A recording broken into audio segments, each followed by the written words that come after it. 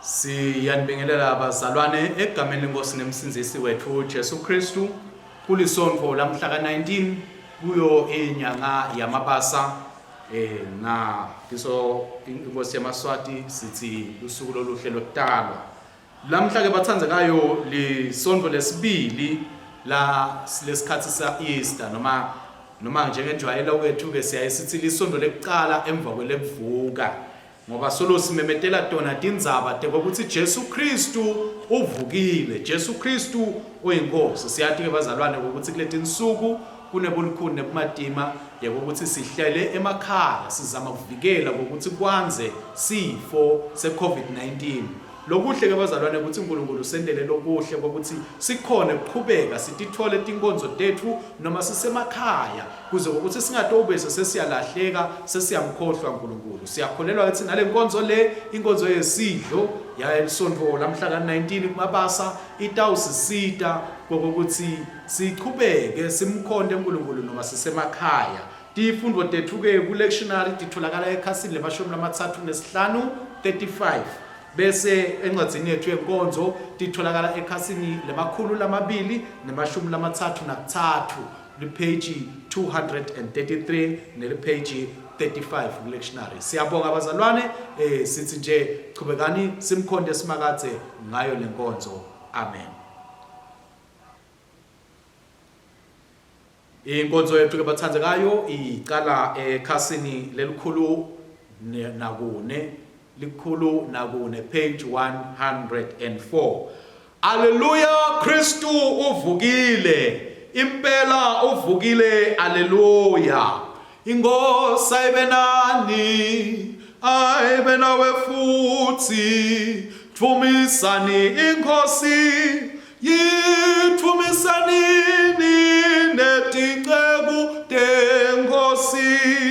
Akabongwe uNkulunkulu yise nendvodzana namoya longcwele, alibonga ligama lakhe nyalo nanini. Njengoba ke bazalwane sesingenile esikhathini sokuvuka, sitawukwati ukuthi sesiphindze siyayihlabela ingoma yethu lethi akadunyiswe uNkulunkulu losezulwini. Ngako asihlabeleni ngekuthokoza nekujabula kanye kanye. Akathunyiswa uNkulunkulu losezulwini, kube nekuthula nelothando kubantfu. Nkosi Nkulunkulu, Nkosi yasezulwini, siyakubabata, siyakuthumisa, sikhuleka kuwe, siyakuthumisa, siyakubonga ngelithuba lwakho lolukhulu. Nkulunkulu somandla nababe, Nkosi indvodzana letelwe yodwa Jesu Kristu. Nkosi Nkulunkulu, mvana ya Nkulunkulu, vodzana yeyise, lesusadono temhlaba sihawukele, wena losusadono temhlaba sihawukele, wena losusadono temhlaba yemukela kuthandaza kwethu, wena lohlethi ngesekunene saNkulunkulu yise sihawukele, ngobe nguwe wedwa longcwele, nguwe wedwa loyinkosi, nguwe wedwa Kristu kanye namoya longcwele losetuluka konke ebukhosini baNkulunkulu yise. Amen. Asithandaze. uNkulunkulu somandla, tinhlitiyo tonke tivulekile kuwe. Tifiso tonke tatiwa nguwe kodwa lutho lolufihlelwe wena. Geza babi mcabange inhlitiyo tethu ngekuphefumulela kuto moya wakho longcwele kuthi sikuthanze ngalokuphelele silithumise ngalokufanele igama lakho lengcwele ngaye Jesu Kristu inkosi yethu. Amen. uNkulunkulu bewalithanza live kakhulu kangaka ukuthi wathi made wanikela ngendodzana yakhe lekuphela kwayo kuthi noma ngubani lokholwa ngiyo angabhubhi kodwa abe nokuphila lokuphakathe. Nangabe umuntu oni sinemele embi kweyise Jesu Kristu inkosi yethu lolungile nguye loyinhlawulo yetono tethu.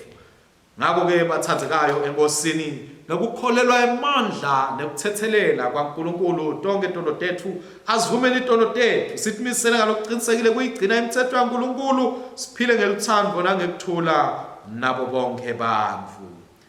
Nkosi sihawukele, Kristu sihawukele, Nkosi sihawukele.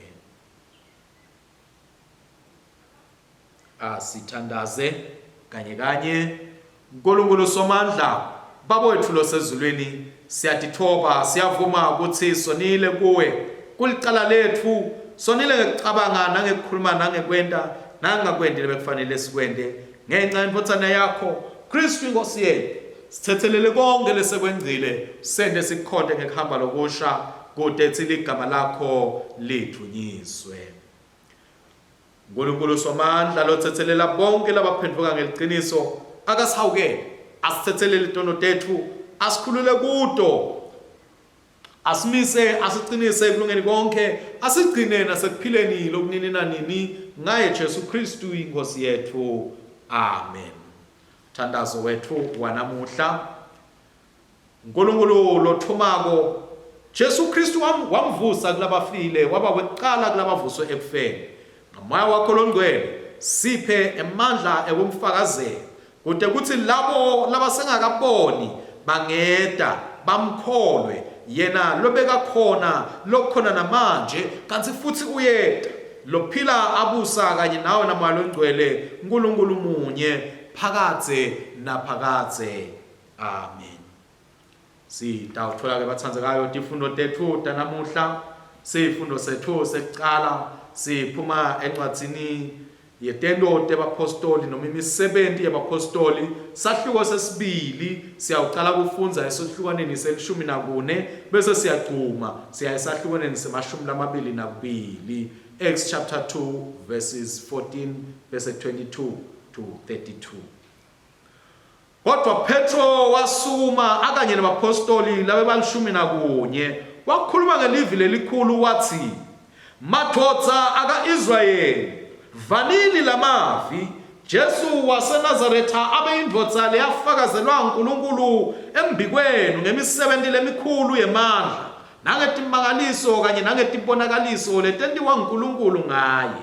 Nani mathupha niyakwati lokhu ngobe kwendeka emehlweni uNkulunkulu ngekwati inchanti kwakhe ngentsandvo yakhe abesamisile ukuthi Jesu uyawuniketwa kini nineke nambulala ngekumbethela esiphambanweni ngetandla tetoni kodwa uNkulunkulu wamvusa kulabafile wamkhulula etinhlungwini tekufa ngobe kwakungeke kwenteke ukuthi kufa kumbambe. Na Davide wakhuluma ngaye wathi ngiyayibona inkosi yembi kwami ngetikhathi tonke ngoba ingasesandleni sami sekudla kuze nginganyakatiswa. Ngakho ke inhlitiyo yami iyajabula nemavi ami agcwele imfokodo ngetulo kwaloko umtimba wami uyawuhlala ethembeni ngobe uyawukushiya umphefumulo wami endzaweni yalabafile ungeke uvume ukuthi longcwele wakho abole ethuneni. Ungikhombisile tindlela letingiholela ekuphileni ngebukhona bakho uyawungigcwalisa ngekujabula.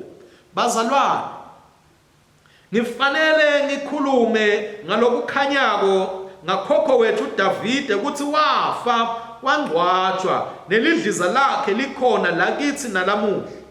Njengeprofeti ke athi ukuthi uNkulunkulu abethembisile ngesifungo kuye ukuthi uyawukhetha lomunye wesitukulwane sakhe amende abe inkosi njengaye. Davide abekubone kuqala kuvuka kwaKristu ekufeni nakathi akayekelwanga enzaweni yalabafile nemtimba wakhe awuzange ubole ethuneni. Yena lo Jesu uNkulunkulu wamvusa ekufeni, sonke sibofakazi balenzalo. Asaphakanyisiwe ngasesandleni sekudla saNkulunkulu, wemukeliswa nguyise sethembiso lesingumwalo ongcwele labesethenjiswe yena, wabuya wamthululela kithi. Ngiko lokho lenikubonako nalekulikuvako. Nali-ke livi lenkosi. Akabongwe uNkulunkulu. Sitawufola-ke lihubo lethu, lihubo lelishumi nesithupha, lihubo lelishumi nesithupha 16. Ngilondvolote uNkulunkulu ngobe ngikhosele kuwe, kusimakadze ngathi wena uyinkosi yami, kude lokuhle lengingaba nako ngaphandle kwakho. Kodwa ngalabangcwele labalapha emhlabeni batikhulu letincabile, bantfu labajabula ngato. Tinkhatsato titawukwanziswa kulabo labanikela kubo uNkulunkulu labanye. Ngingeke ngiyicithe ingadi kuthi ibe ngumnikelo kulabanye boNkulunkulu. Ngingeke ngikhuleke kubo. Simakadze usabelo lesilifa lami, ungipha konke lengikudzingako, likusasa lami lisetandleni takho. Lifa lelingumhlaba lengisikelwe wona liyindzawo lenhle kakhulu. Ngiyamthumisa simakadze lowangeluleka, nanembeza wami uyangiyala ebusuku. Emehlo ami ayakunamathela kusimakadze phakadze naphakadze, yena ungasesandleni sami sangesekudla. Ngiyakuhlala kuye ngitinde. Ngakho-ke inhliziyo yami iyathokoza, nemoya wami uyajabula, nemtimba wami ulondvolotekile. Ngobe ungeke uvume kungiyekelela enzaweni yalabafile, noma-ke ungeke umvumele lothandzekako wakho kuthi abole ethuneni. Uyakumfundzisa indlela yokuphila lapho kukhona wena, kunekujabula lokuphelele. Sandleni sakho sengesekudla kunekujabula phakadze naphakadze. Kuthunyiswe yesene mfotsana namoya lungcwele, njengoba bekunjalo kuqaleni kosenjalo nanyalo, kuya kuba njalo kode kube nini nanini. Amen. Sifundo sethu sesibili sitholakala encwadzini yokuqala yeapostoli Petro. Sitawuqala kufundza esahlukaneni sesithathu, 1 Peter chapter 1 verse 3. Akabongwe uNkulunkulu longuyise wenkosi yethu Jesu Kristu, lowasidala kabusha ngemsa wakhe lomkhulu, kuze abe lithemba leliphilako ngokuvuswa kwaJesu Kristu kulabafile. Ngalo lelithemba sinelifa lelingapheli, lelingenasici nalelingaphuphi, lenilondolotele lona ezulwini. uNkulunkulu uyawunigcina ngemandla akhe njengoba nimethemba, kube kusinziswa lokutawembulwa ngesikhathi sekugcina. Ngakho-ke niyajabula noma kwanyalo nisajatshukiswa tilingo letitinhlobonhlobo. Injongo yaletilingo ukuthi kukholwa kwenu kuvivinywe kuze kubonakale bungibo babo. Ngisho ngegolide lebhubhako ihlolisiswa ngemlilo bungiyo bayo, kanjalo nekukholwa kwenu lokuligugu kunegolide kufanele ukuthi kuvivinywe bungiyo babo. Khona-ke niyawuthola kubongwa nebukhosi neludumo ekwembulweni kwaKristu Jesu.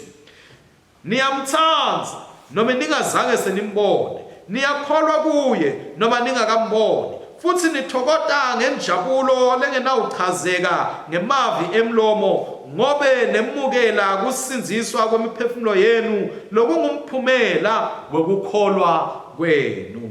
Nali-ke livi laNkulunkulu. Siyawuthola-ke sifundo sethu sesithathu livangeli. Lalelani ke tindzaba letinhle ngekulandzisa kwaJohane longcwele sahluko semashumi lamabili siyawuqala kufunza esahlukaneni selishumi nemfica. John chapter 20 verse 19. Kwathi kusihlwa kwangalelo sonto bafundzi bakhe batikhiyele endlini ngekwesaba emaJuda. Jesu wafika kubo bambona aseme emkhatsini wabo wathi kuthula akubekile. Asababingelele wabakhombisa tandla takhe nemhlubulo wakhe. Bafundzi bakhe bajabula kakhulu nabayibona inkosi. Jesu waphinza futhi wathi kubo kuthula akubekile. Njengalokhu babe angithumile mine nami ngiyanithuma. Wathi kube asho njalo wabaphefumulela wathi yemukelani moya lo ingcwele. Noma ngubani nimthethelela tono uthethelele. Kanti futhi noma ngubani leningamthetheleli tono akakathethelelwa. Lo munye wabafundzi bakhe labalishumi nabili Thomas lokakuthiwa liphahla abengekho emkhatsini wabo nakufika Jesu kubo. Ngakho ke laba labanye bafundzi base bayamtshela bathi siyibonile inkosi. Kodwa yena wathi kubo ngaphandle kokuthi ngibone manxeba etipikile etandleni takhe ngifake umuno wami lapho kunetipiko kube kunetipikili khona ngifake nesandla sami emhlubulweni wakhe ngeke ngikholwe. Kwathi sekwedlulela iviki bafundzi bakhe bandzawonye futhi kuyona leyo ndlu na Thomas akhona iminyango ikhiyiwe. Jesu wafika wema emkhatsini wabo wathi kuthula akubekile. Jesu wathi kuThomas faka umuno wakho la ubone tandla tami welule nesandla sakho usifake emhlubulweni wami. Khawula kungakholwa kodwa bani ngulokholwayo. Thomas waphendula wathi Nkosi yami Nkulunkulu wami. Jesu wathi kuye uyakholwa ngobe sewungibonile. Maye babusisiwe labo labakholwa bangakaboni. Jesu wenda tibonakaliso letinyenti embi kwabafundzi bakhe letingakabhalwa kule ncwadi. Leti tibhalelwe kutsi nitawukholwa kutsi Jesu unguKristu indvodzana yaNkulunkulu nekutsi ngekukholwa kwenu nibe nekuphila ngelibito lakhe. Nalike livangeli la Kristu. Kabonge Kristu inkosi yethu. Sitawusho isivumo selikholo senasiya. Siyakholwa kuNkulunkulu munye nguyise somandla umentiwe elizulu nemhlaba nekwako konke lokubonakalako nalokungabonakali.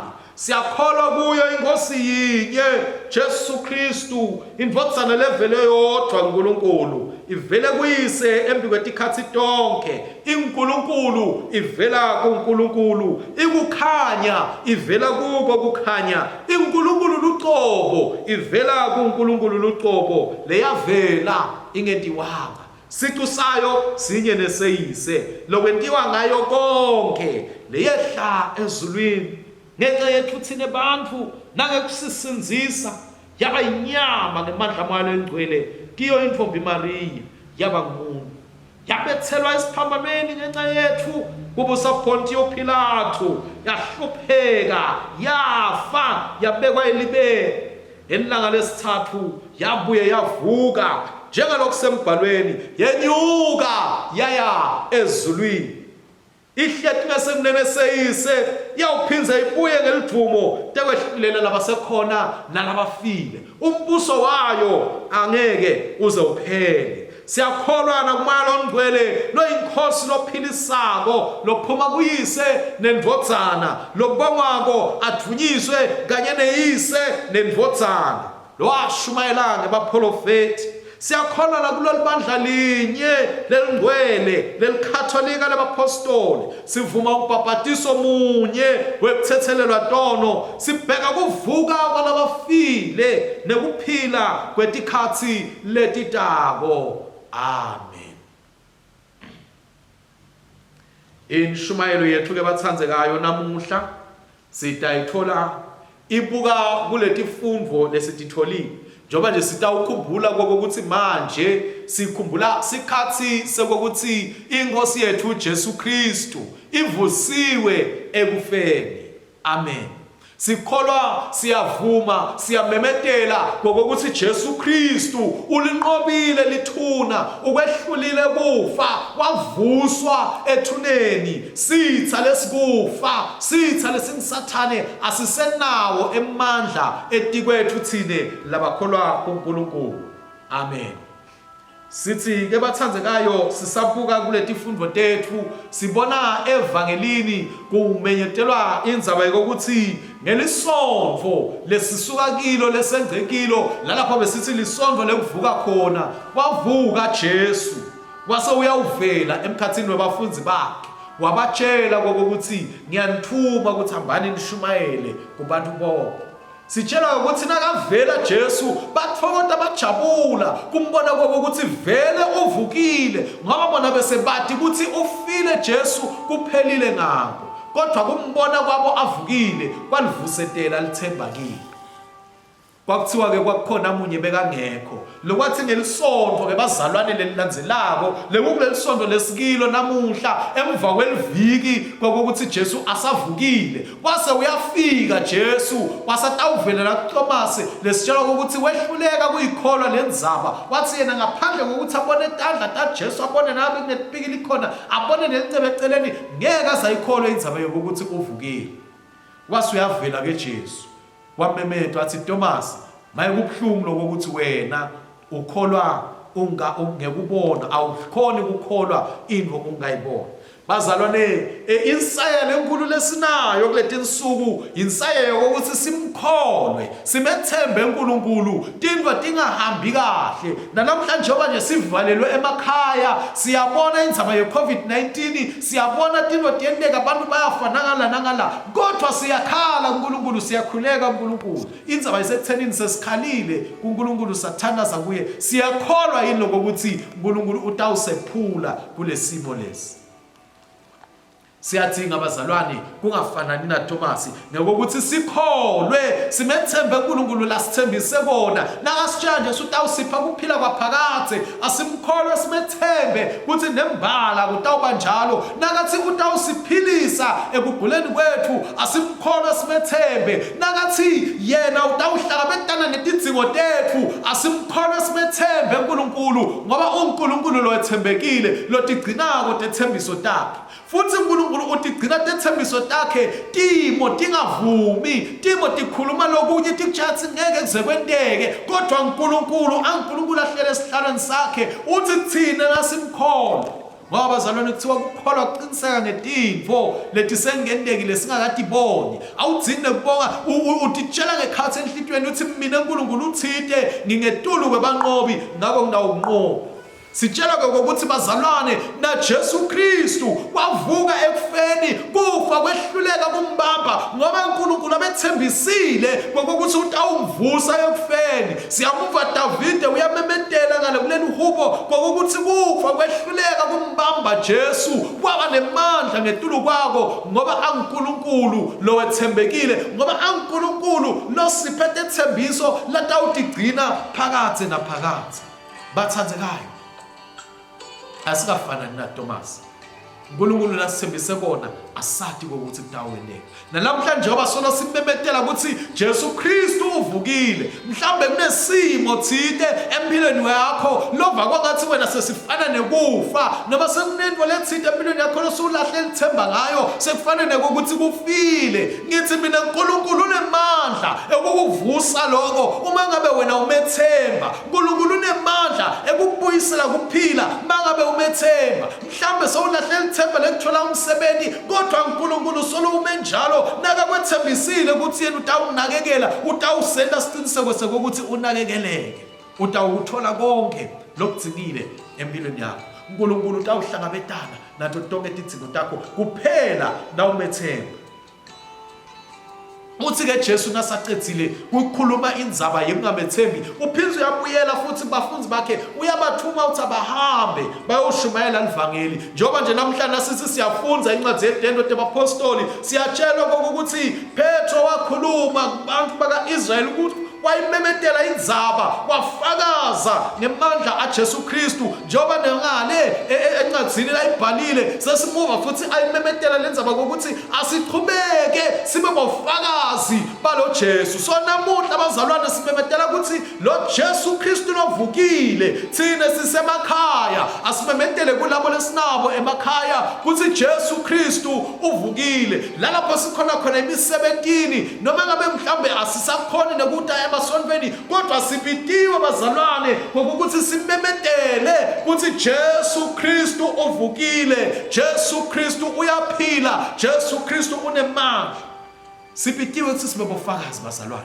Kude lo munye lotawufakazwa nithi kuphela njengoba lisho iBhayibheli sengithi kuphela incwadi bantu labatayifunza kuze kuthi babone ukuthi uNkulunkulu vele wethembekile. Nabo Paul ababo Petro bayimemedela lenzaba kuleti cuku ukuthi noma ngabe besenithi nimbulele Jesu kodwa sibofakazi thine bekokuthi uvukile. Uvukile Kristu bazalwane. Akavuke emathemba kithi. La mathemba labe salahlekile lamaphupho lebe sewalahlile ngempilo yakho ngekuvuka kwaKristu sithi akavuswe nawo nawe futhi vuka nabe bawumzalwane sowudiva kwakathi ulele awusenamandla awusenayo indlela awusabona ukuthi kuyapi kukholwa kwakho namuhla ngimemetela ukuthi vuka ngoba Kristu Jesu uvukile. Siqhubeka nayo ke inkonzo yethu sitawungena emithandazweni.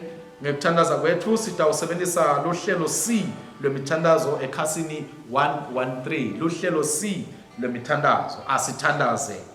Baba wethu longcwele egameni lenkosi yethu Jesu Kristu sisonzela kuwe sibantwana bakho sidange kukholwa Nkosi ngoba wena wethembisile ukuthi nasikholwa tindoda usendele.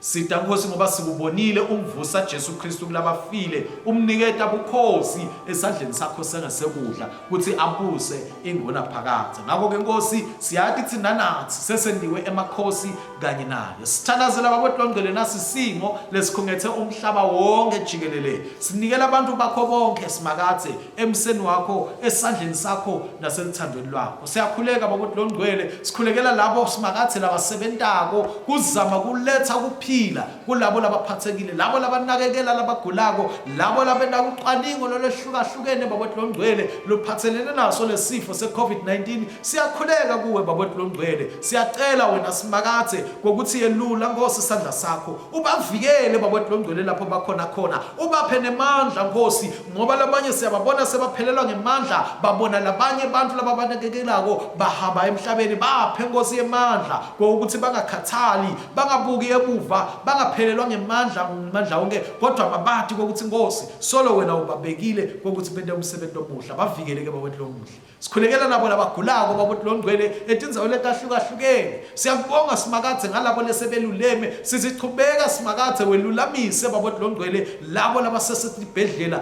labo labasanakekelwa emakhaya. Siyabonga ukuthi wena wethembisile ukuthi ngemivimbo ya Jesu Kristu siphilisiwe. Ngakho siyakumemetela Nkosi lokho kuphila. Siqhubeka usivikele futhi babodlongcwele sibantwana bakho sisahamba emhlabeni sisaphila emhlabeni sivikele babodlongcwele kulesi sifo. Sikhulekela ke babodlongcwele labo lesebashiwe ihlobo ukuthi Nkosi bathuthute ubaphe amandla uNkulunkulu wethu bangabi uNkulunkulu wethu nekulahleka endleleni kodwa Nkosi bathi ukuthi wena thando lwakho kubo solo lumile njalo. Bakhuthathe ke babodlongcwele bathuthute ubaphe emandla amandla wonke bese soyasisida njengemhlaba ukuthi siyabambisana. Sikhulekela abaholi bemave baholi betinhlangano letimbukele umhlaba babodlongcwele ukuthi baside basebenzisane kanye ukuthi Nkosi kuliwe nalolu bhubhane kusetshenzwe babodlongcwele ukuthi umcebo losiphe wona emhlabeni siwusebenzisele ukuthi Nkosi kusitakale bonke abantu labakhona emhlabeni. Babele sibantwana bakho moya wakho uhlala kithi nathi sibuye sive ngoba moya wakho lokhuluma kithi nasithandaza Nkosi sive.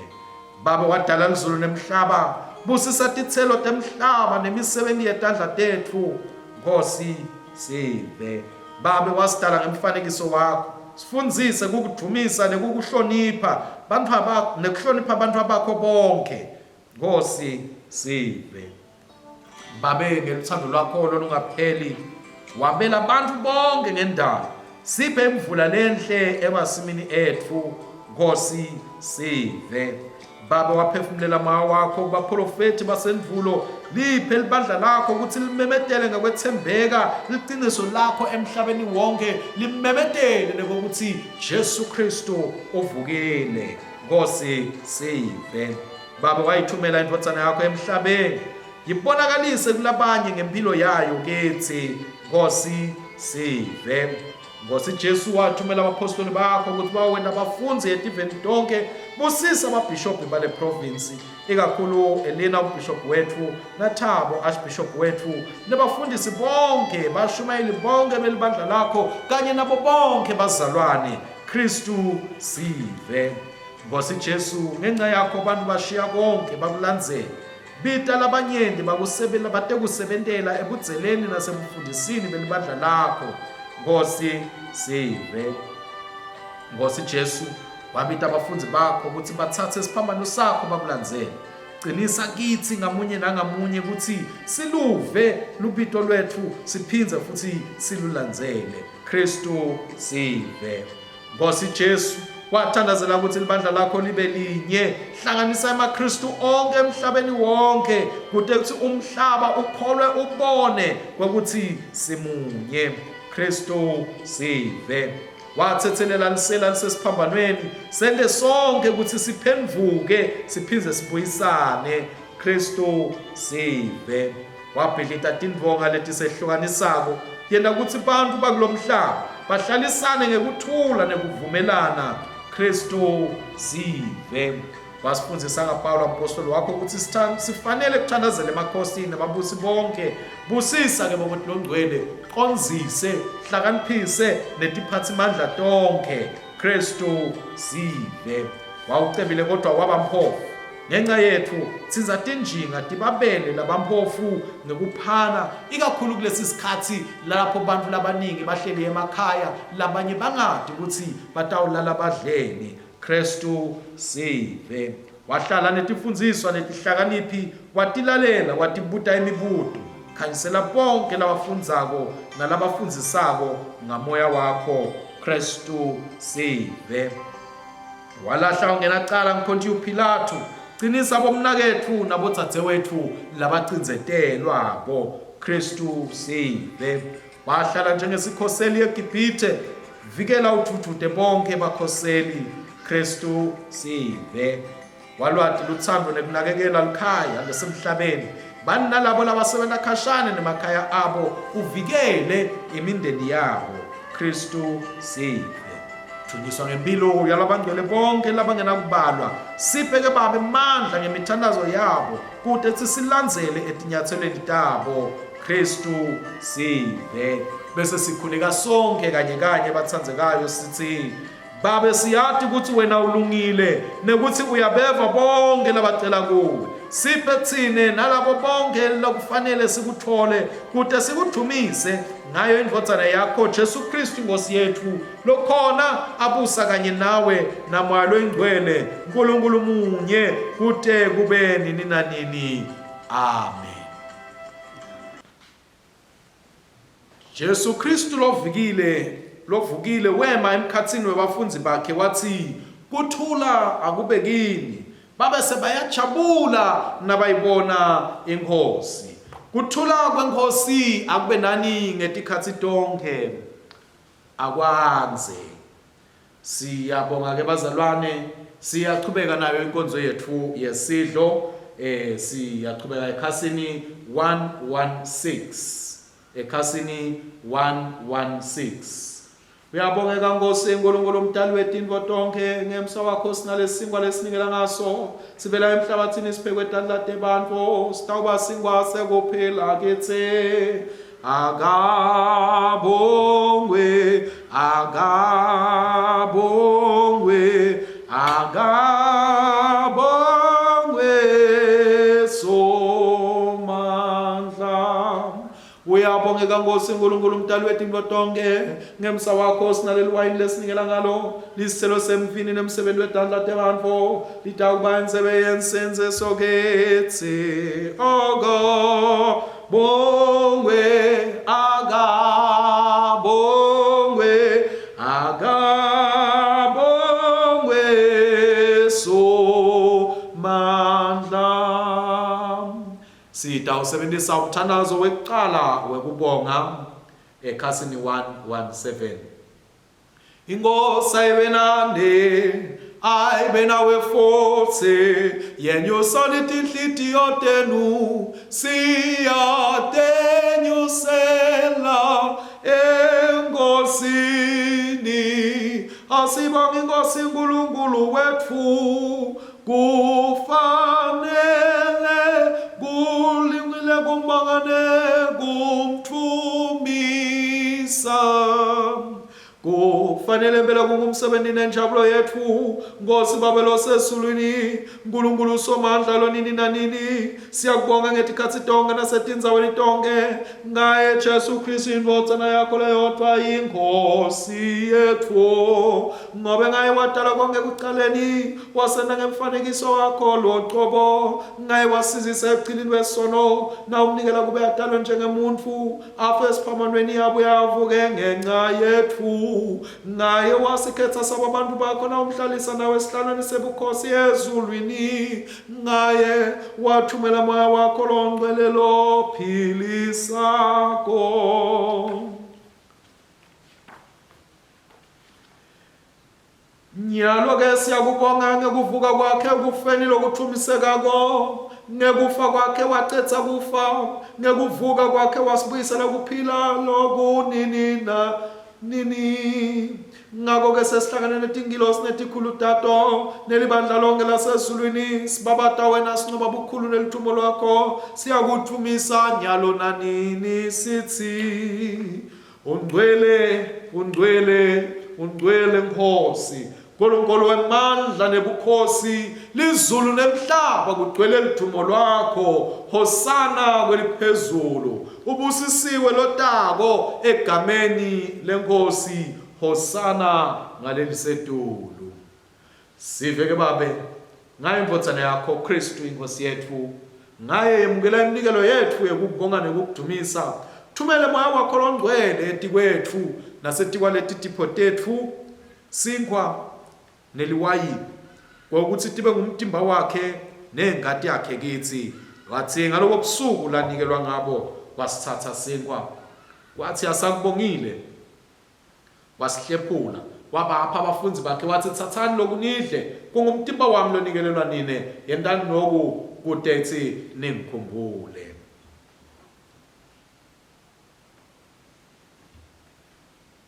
Umzimba wemvana. Amen. Alleluia. Unamandla umzimba wemvana. Futhi emva kokudla wayithatha inzebe wathi asakubongile wabaniketa yona wathi nathani kuyo nonke ngobe lokhu kuyingadi yami esivumelwayo lesisha lophiselwa nini nalabanyenti kude kuthithethelelwe tono. Endani lokhu ngetikhathi tonke tekuyinatha kwenu kude kuthi ningikhumbule. Igazi lemvana. Amen. Alleluia. Linamandla igazi lemvana. Ngakho kwesimemetela ukukholwa kwethu sithi Kristu wafa, Kristu uvukile, Kristu otawubuya futhi. Baba longcwele thina abantu bakho sikupha lomkhosi ngaletipho takho sibeka imbi kwakho umhlatshelo lodwa lophelele wa Kristu Nkosi yethu. Sibonga kuvuka kwakhe kulabafile nekonyekela kwakhe ebukhosini bezulu. Nkosi lenemusa semukele ngaye noma singafanele ukuthi sithine lesihlanganyela sinkwa umtimba nengadi yendvodzana yakho sihlanganiswe nebantu bonke balesisikhathi nebetitukulwane tonke. Siphewe ukuthi sithi sisalindzele kubuya kwaKristu umsindzisi wethu ngeludumo nekunqoba kwembuso wakhe. Sikhule tinsuku tonke ekufananeni nayo. Dunyiswe ubathathu libandla lonke lesemhlabeni nalesezulwini babesomandla kanye naye nakuye nangaye ngemandla amalo engcwele ngetikhathi tonke nyalona nini. Amen.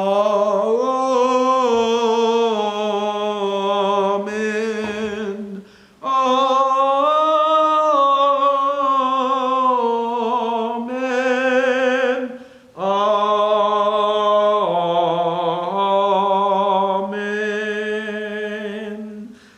verse 126 iparagraph yemashumi lasikhombisa nesikhombisa.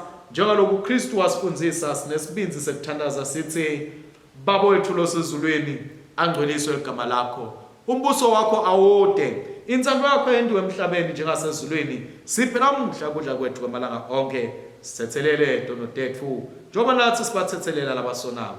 Ngasingenise ekulingweni, usisinzise kulokubi, ngoba umbuso ngewakho nemandla nebukhosi kude kube nini nanini. Amen.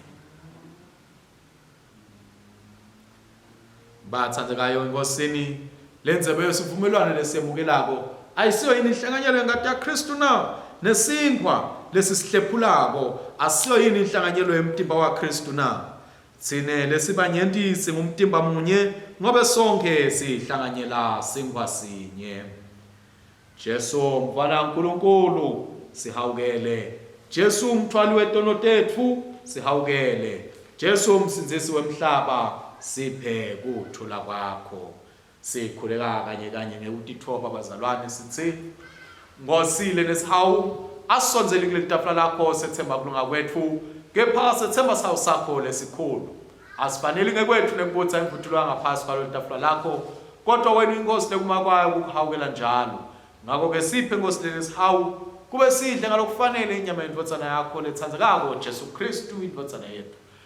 Sinathe ingadi yakhe kude sihlale kuyena ikithi kude kube nini nanini. Amen. Nkosi yangifanele, Nkosi abafanele, Nkosi asifanele. Khuluma livi lakho libe linye, tingceku takho titawusinziswa. Bathandekayo enkosini, njengoba simemetela ukuthi Jesu Kristu uyinkosi levukile, wathi ukuze simemetele kufanele kuvuka kwakhe, asihlale njalo simkhumbula ngalena nkonzo. Ngakho ke sonzelani sitomukela umtimba wenkosi yethu Jesu Kristu lanikelwa ngenxa yethu nengadi yakhe lasophisela yona, simdlele tinhlitiyweni tethu ngekukholwa nangekubonga.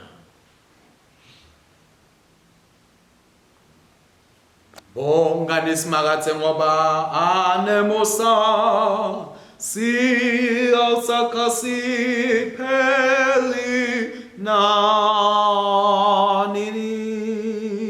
Simakatse uNkulunkulu umnikati wamandla onke, siyakubonga Baba ngaleti mfihlakalo letingcwele, ngoba usondlile ngemtimba nengadi yendvodzana yakho umsinzisi wethu Jesu Kristu, naye usigcina ngemsa wakho emtimbeni wayo indvodzana yakho loyihlangana yabo bonke labakholwako. Uphindze wasinika uNkulunkulu somandla dolocina bokwati ukuthi ngoba Jesu Kristu uvusiwe nathi sitawuvuswa kanye naye.